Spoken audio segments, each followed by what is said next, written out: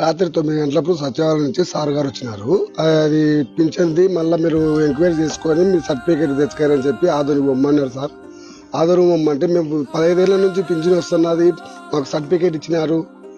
మళ్ళీ ఇప్పుడు తేవాలంటే ఆ నుంచి తెచ్చి మేము ఆ పిల్లను మెంటల్ పిల్లలు వేసుకొని పోయి ఆగసాట్లు పడి మేము ఎట్లా తెచ్చుకోవాలి సార్?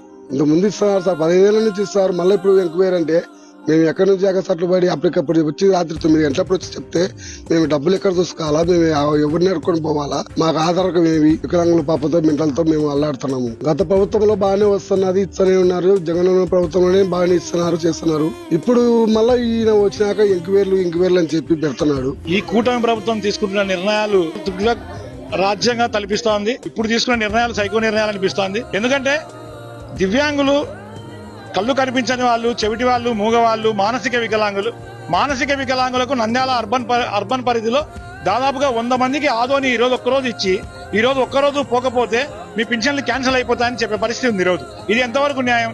ఒక రోజే అవకాశం ఇచ్చి పింఛన్ తీసుకోవడానికి మరి అంత దూరం వెళ్లాలంటే ఇబ్బంది పడే పరిస్థితి ఉంది.